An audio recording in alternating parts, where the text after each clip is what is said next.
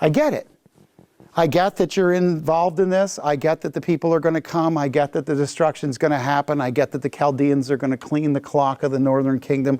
I get it. And I was wrong. I thought you, God, weren't paying attention and that you were letting this injustice go on. You're going to right this injustice so powerfully. I thought you didn't have the power to do it. And I was wrong. Now listen to the end of the statement, because this is the way you resolve the lamentation.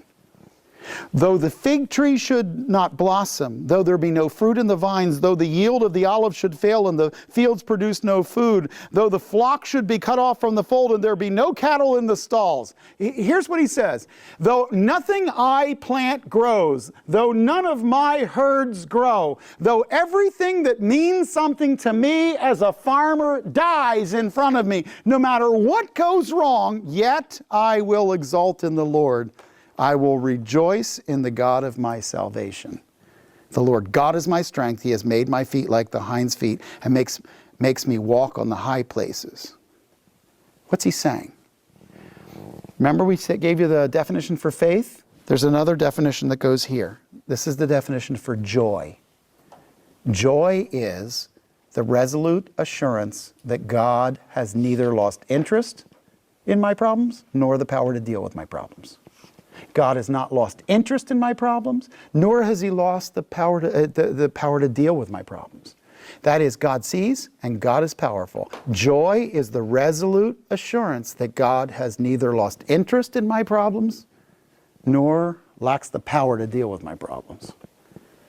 In other words, God sees it, and if it's in my life, it's because he signed off on it. And it's not because he's sitting in heaven with nothing else to do, or he's so busy he can't get to me. That's just not true. Now, here's the problem with lamentations. A lamentation, did you ever eat those things called bugles?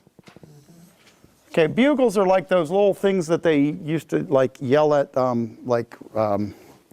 cheerleaders used to use, so those megaphone things. Okay, here's the problem with a lamentation. The lamentation may start with a whole bunch of things that are the complaints of a person with a broken heart. But in the end, they will end with God's point. So, chapter 1 of Habakukk was not God's point. What was it? It was the angry complaints of a broken heart. A guy who was going, God, you're not fair. Is that true? Is it true that God is unjust? It's in the Bible, but it's not true. It's how he felt. He felt that God was unjust. He felt that God was unfair. Does anybody in this room, would anybody admit that they've ever felt that too? God, what are you doing? I don't get it. The bad guy won. I hate those kind of movies. And it's even worse when it's your life. So here's the thing. The point of the book is the last 3 verses. That's the point of the book. It doesn't matter what goes wrong in my life. It doesn't matter if everything falls apart. It doesn't matter if it's working well. It doesn't matter if I'm flat broke. It doesn't matter if unjust men are winning, because my God makes me walk all the way up on the high place. That doesn't mean I don't get hurt by what happens. That means I understand that there is stability of the rock that is my God that I stand on, because he is powerful. I will rejoice. I will exult in him.